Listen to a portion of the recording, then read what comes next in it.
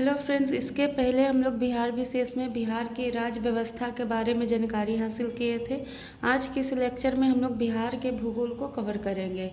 तो इसे स्टार्ट करने से पहले आप मेरे चैनल कॉम्पिटिटिव गुल्लक को लाइक करें, सब्सक्राइब करें और शेयर करें ताकि कोई भी नोटिफिकेशन आप तक सबसे पहले पहुँच सके।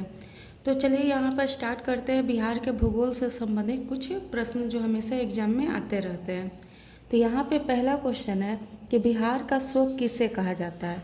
तो बिहार का शोक किसे कहा गया, तो वो कोसी नदी को कहा गया।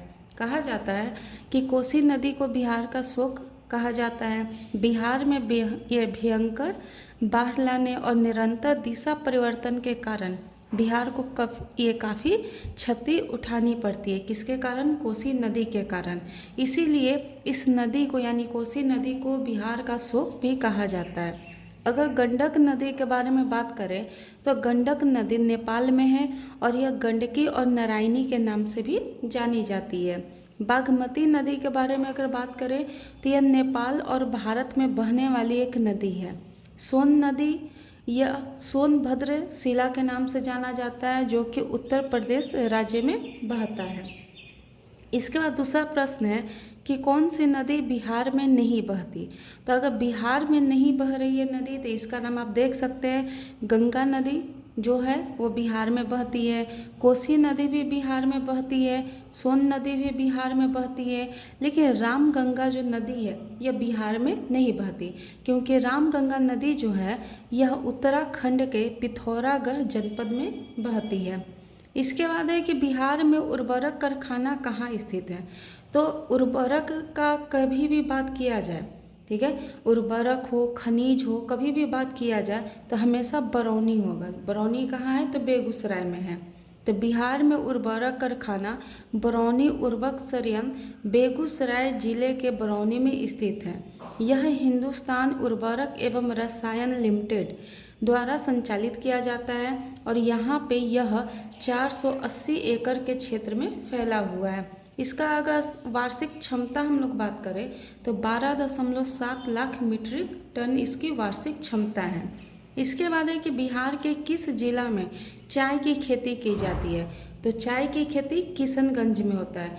बिहार का एक उत्तर पूर्वी यह जिला है, ठीक है, किशनगंज, जहाँ पे चाय की खेती की जाती है। तो बिहार के किशनगंज जिला राज्य का एकमात्र चाय उत्पादक क्षेत्र है।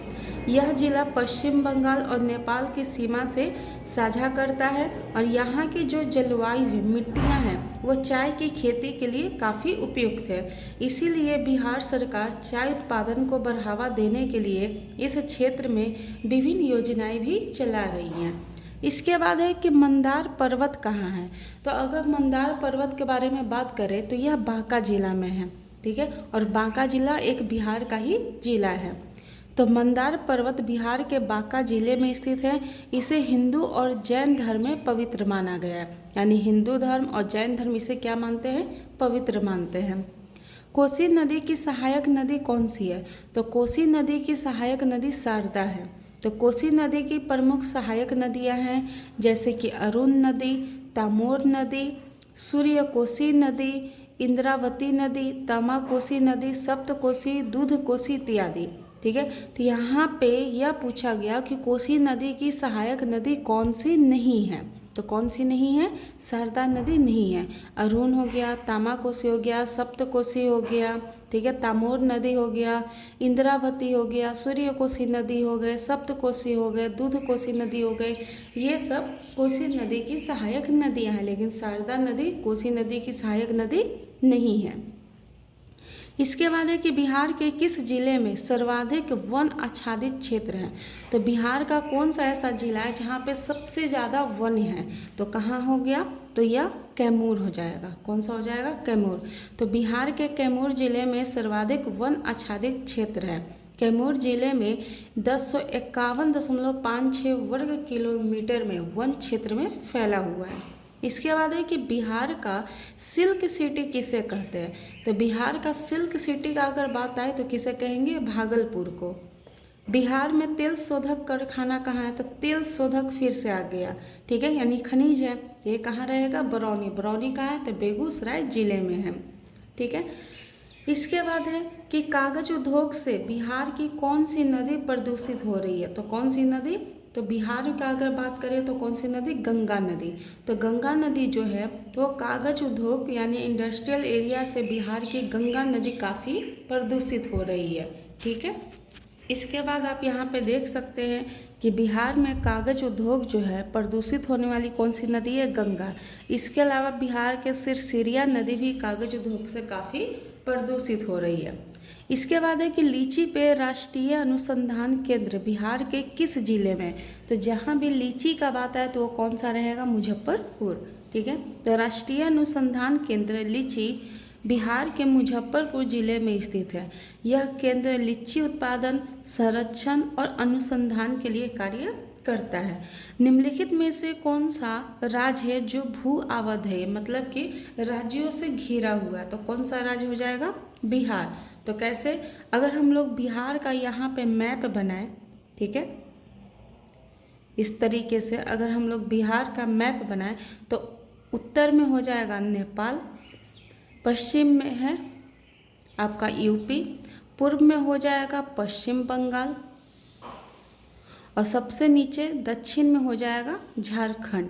तो यह इन राज्यों से क्या है, घिरा हुआ है और नेपाल एक विदेशी राज्य है। ठीक है। तो यहाँ पे आप देख सकते हैं कि भू आवध राज्य वे होते हैं जो किसी समुद्र या महासागर से नहीं जुड़े होते।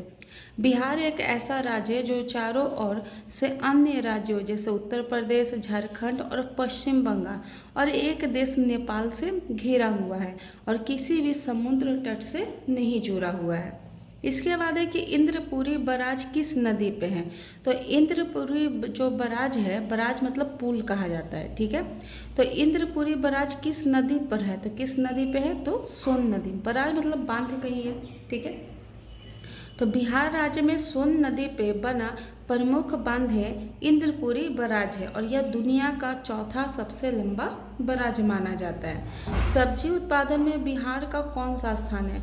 तो सब्जी उत्पादन में कहा जाए बिहार का स्थान तीसरा है। पहले नंबर पे आपका यूपी आता है। ठीक है। पहले नंबर पे कौन हो जाएगा, यूपी, दूसरे नंबर पे पश्चिम बंगाल और तीसरे नंबर पे हो जाता है बिहार। तो ये क्रम आपको याद रखने हैं। ठीक है। तो यहाँ पे आप देख सकते हैं डिस्क्रिप्शन में भी दिया हुआ है कि भारत में सब्जी उत्पादन के मामले में बिहार तीसरे स्थान पे है। पहले स्थान पे उत्तर प्रदेश, दूसरे स्थान पे पश्चिम बंगाल है और बिहार में विशेष रूप से कौन सी सब्जी लगती है, तो बैगन, टमाटर, आलू, गोभी, ये सब का बहुत ज़्यादा खेती होता है। ककोलत जलप्रपात किस जिला में। तो ककोलत जलप्रपात अगर बात कहा जाए तो यह नवादा जिला में है।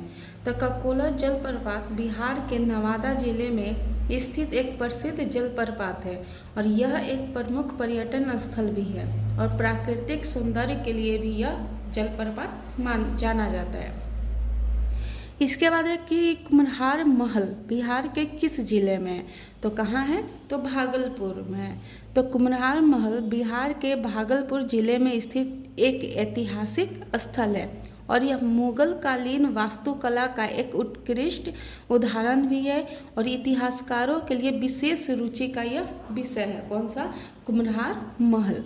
इसके बाद है कि निम्नलिखित में से कौन सा बिहार में घड़ियालों का प्रजनन स्थल है, यानी कि घड़ियाल का प्रजनन बहुत ही अच्छा हो रहा है अभी कौन से नदी में। तो कौन से नदी में, गंडक नदी में। तो कहा जाता है कि बिहार में चंबल अभयारण्य के बाद गंडक नदी भारत में घड़ियालों के लिए दूसरा सफल प्रजनन तंत्र बन गई है और सर्वेक्षण के दौरान नदी में कुल 217 घड़ियाल पाए गए हैं।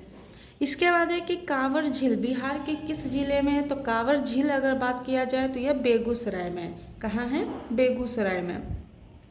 तो कांवर झील बिहार के बेगूसराय जिले में है और इसे स्थानीय रूप से कांवर झील, कन्हवार झील और कांवर ताल के नाम से भी जाना जाता है। यह जो झील है तो इसका पानी बहुत ही मीठा होता है और इस झील के आसपास की जो आर्द्र भूमि है, पश्चिमी बिहार को भी इसका दर्जा प्राप्त है। झील के पास ही जय मंगलगढ़ के नाम से एक प्रसिद्ध मंदिर भी है और कांवर झील को नवंबर 2020 में रामसल स्थल के रूप में भी क्या किया गया, घोषित किया गया है। इसके बाद है कि बिहार में उर्वरक कारखाना कहाँ स्थित है, यानी फिर से खनिज आ गया तो कहाँ रहेगा, बरौनी में। तो बरौनी रिफाइनरी को वर्ष 1965 में राष्ट्र को समर्पित किया गया था और वर्ष 1964 में स्थापित यह बिहार के बेगूसराय जिले के बाहरी इलाके में बरौनी में पवित्र गंगा के उत्तरी तट पे यह स्थित है। पटना से 125 किलोमीटर दूर स्थित यह वह स्थान है जहां दो महत्वपूर्ण रेलवे मिलते हैं, एक तो पूर्वी रेलवे हो गया, दूसरा पूर्वोत्तर रेलवे, और इसे रोमानिया की सीमित भागीदारी के साथ सोवियत संघ के सहयोग भी मिला है, जो लगभग 49.4 करोड़ रुपए के ये लागत से बनाया गया था। ठीक है, तो ये बिहार में उर्वरक कारखाना कहाँ है, तो बरौनी में है। इसके बाद है कि बिहार में किस फल की खेती सबसे अधिक मात्रा में नहीं होती, तो केला तो होता है, लीची भी होता है, आम भी होता है, लेकिन किस चीज़ की खेती नहीं होती, सेब की। तो प्रश्नगत विकल्पों में सेब की खेती बिहार में नहीं होती, होता होगा थोड़ा बहुत लेकिन ज़्यादा नहीं होता है। बिहार में केला, लीची तथा आम की फसलें उत्पादित की जाती है। ठीक है, इसके बाद अगला प्रश्न है कि बिहार में प्रथम जू सफारी कहाँ स्थित है, तो जू सफारी कहाँ अभी बना है, राजगीर में। तो बिहार का पहला जू सफारी पार्क राजगीर में स्थापित किया गया है और यह फरवरी 2022 में इसे आम जनमानस के लिए भी खोल दिया गया, यानी कि आम जनता के लिए इसे खोला गया है। इसके बाद है कि बिहार के इन जिलों को उत्तर से दक्षिण में लगाइए। ठीक है, कहाँ से, उत्तर से दक्षिण में लगाना है। तो यहाँ पे आप देख सकते हैं कि सबसे पहले क्या आ जाएगा, सीतामढ़ी, फिर मुजफ्फरपुर, फिर पटना, जहानाबाद और गया। क्या हो जाएगा, सीतामढ़ी सबसे ऊपर में है, फिर उसके नीचे थोड़ा सा लीजिएगा तो मुजफ्फरपुर आ जाएगा, फिर पटना आ जाएगा, दक्षिण में जहानाबाद और गया है। तो यहाँ पे आप देख सकते हैं कि दिए गए विकल्पों के अनुसार उत्तर से दक्षिण दिशा में बिहार के जिलों का क्रम सीतामढ़ी, मुजफ्फरपुर, पटना, जहानाबाद और गया है। प्रत्येक 22 मार्च को बिहार दिवस मनाया जाता है। ठीक है, और इसी दिन वर्ष 1912 को अंग्रेजों ने बिहार को बंगाल से अलग किया था। तो याद रखना है 22 मार्च को क्या मनाते हैं, बिहार दिवस। उसके बाद है कि बिहार में प्रसिद्ध मंदारगिरी मंदिर कहाँ है, तो मंदारगिरी मंदिर कहाँ है, तो मंदार पर्वत पे ही होगा, तो यह कहाँ हो जाएगा, बांका। तो श्री मंदारगिरी दिगंबर जैन सिद्ध क्षेत्र मंदिर बिहार के बांका जनपद के बौसी ग्राम के समीप स्थित है और इस स्थल का संबंध जैन धर्म के 12वें तीर्थंकर भगवान वासु पूज्य स्वामी से माना जाता है। इसके बाद है कि निम्नलिखित में से कौन दक्षिण बिहार में स्थित है, तो दक्षिण बिहार में कौन है, तो आप देख सकते हैं पूर्णिया तो होगा नहीं। ठीक है, आरा भी नहीं है, राजगीर ये भी नहीं होगा, तो सबसे दक्षिण में कौन हो गया, गया। तो बिहार में पटना, गया, औरंगाबाद, नालंदा, जहानाबाद, जमुई इत्यादि जिले दक्षिण बिहार के अंतर्गत आते हैं। ठीक है, तो यहाँ पे इस ऑप्शन के अनुसार क्या हो जाएगा, गया। आधिकारिक रूप से गया जिले की स्थापना 3 अक्टूबर 1865 में की गई थी। कब की गई थी, 3 अक्टूबर 1865 में की गई थी और यह बिहार के 38 जिलों में से एक है। गया शहर जिला मुख्यालय होने के साथ बिहार का तीसरा सबसे बड़ा शहर है, यानी जनसंख्या के अनुसार, यानी यहाँ पे तीसरे नंबर पे सबसे ज़्यादा जनसंख्या रहती है। इसके बाद है कि निम्नलिखित महीनों में से कौन एक बिहार में अधिक लंबे दिनों वाला महीना है। ठीक है, तो सबसे लंबे दिन वाला महीना क्या होता है, जून। तो 21 जून को सूर्य की सीधी किरणें कर्क रेखा यानी 23.5 डिग्री उत्तरी अक्षांश पे पड़ती है। इसी कारण 21 जून उत्तरी गोलार्ध को सबसे लंबा दिन होता है। अतः बिहार में जून अधिक लंबे दिनों वाला महीना माना जाता है। इसके बाद है कि निम्नलिखित नदियों में से किसके तट पे पटना स्थित है, तो पटना कौन सी नदी पे स्थित है, तो गंगा नदी। तो बिहार की राजधानी पटना गंगा नदी के तट पे अवस्थित है और यह एकमात्र राजधानी नगर है जो गंगा तट पे स्थित है बिहार राज्य में गंगा 12 जिलों से होकर बहती है। पहला पे हो जाएगा बक्सर, भोजपुर, सारण, पटना, वैशाली, समस्तीपुर, बेगूसराय, मुंगेर, खगड़िया, कटिहार, भागलपुर और लखीसराय। इसके बाद है कि निम्नलिखित नदियों में से कौन सी बिहार से होकर बहती है। ठीक है, यानी कौन सी नदी है जो बिहार से होकर बहेगा, तो कौन सी नदी है, गंगा नदी। तो गंगा नदी भारत के उत्तराखंड, उत्तर प्रदेश, बिहार, झारखंड एवं पश्चिम बंगाल आदि राज्यों से प्रवाहित होती है। गंगा नदी बिहार के 12 जिलों से होकर बहती है। तो बिहार की राजधानी पटना गंगा नदी के तट पे क्या है, अवस्थित है। बिहार राज्य में वर्तमान में कुल कितने ज़िले हैं, तो कितने हैं, 38 ज़िले हैं। ठीक है, और इसकी स्थापना कब हुई थी, 22 मार्च 1912 को हुई थी। बिहार में बहने वाली 4 नदियों में किसका उद्गम अमरकंटक से हुआ, तो किसका, सोन नदी का। तो सोन नदी का ये जो उत्पत्ति हुआ है कहाँ से हुआ है, तो अमरकंटक से। तो बिहार में प्रवाहित होने वाली सोन नदी का उद्गम अमरकंटक का पठार है। यह गंगा के दक्षिणी तट यानी दाहिने तट की मुख्य सहायक नदी में से एक है। यह उद्गम से उत्तर दिशा की ओर प्रवाहित होते हुए पटना के निकट गंगा नदी में मिल जाती है। इसके बाद है कि वाल्मीकि राष्ट्रीय उद्यान कहाँ है, तो वाल्मीकि राष्ट्रीय उद्यान कहाँ है, तो ये आपका बिहार में है। तो वाल्मीकि राष्ट्रीय उद्यान बिहार राज्य के पश्चिमी चंपारण जनपद में स्थित है और यह बिहार का एकमात्र राष्ट्रीय उद्यान है। इस राष्ट्रीय उद्यान में बाघ, भालू, तेंदुआ, जंगली कुत्ता, बाइसन तथा जंगली सुअर आदि पाए जाते हैं। ठीक है, तो यहाँ पे आप अच्छे से देख सकते हैं।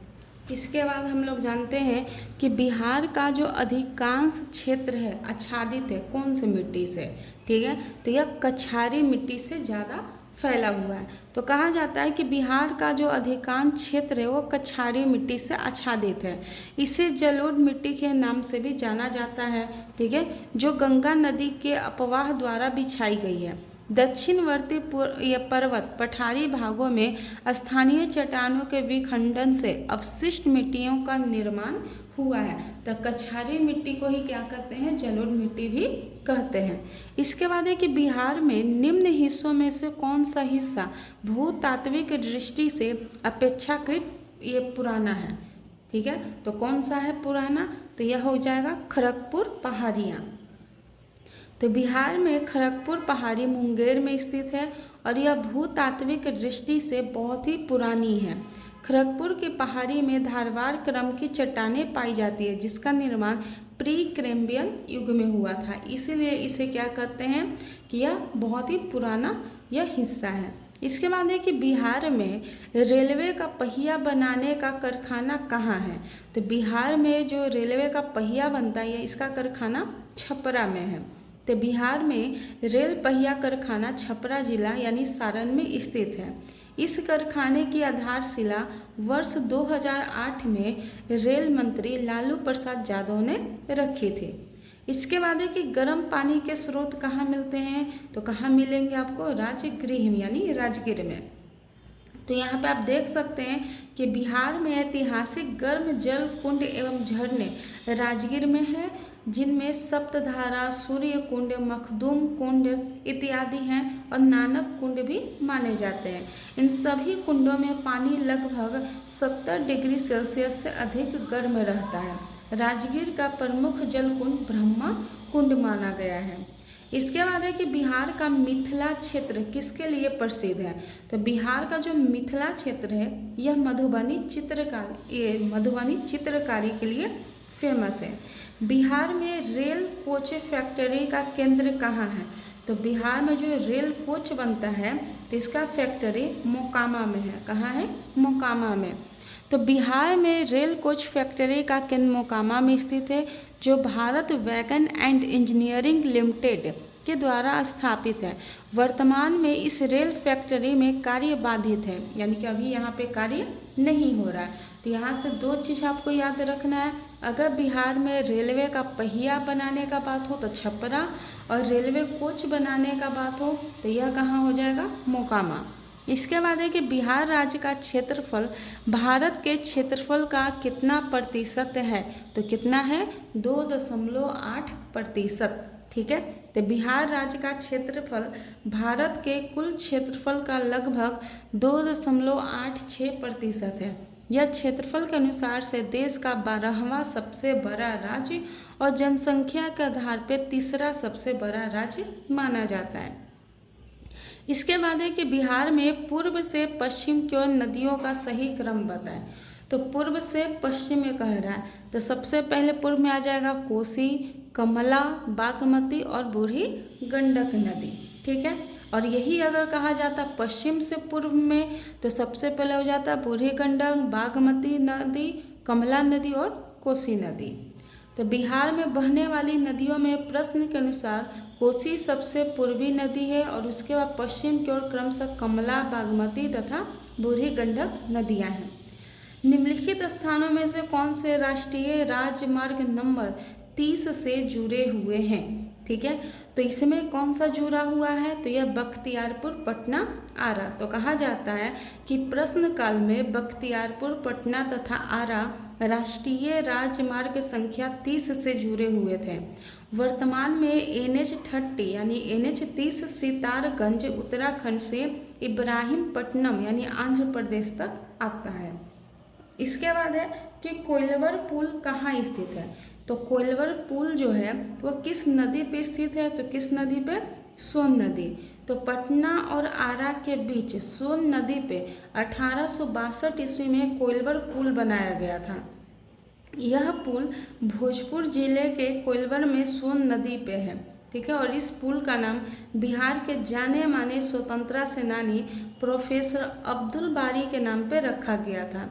इस पुल के लोग अब अब्दुल बारी पुल के नाम से भी इसे जानते हैं। तो अगले लेक्चर में हम लोग बिहार की अर्थव्यवस्था के बारे में जानेंगे।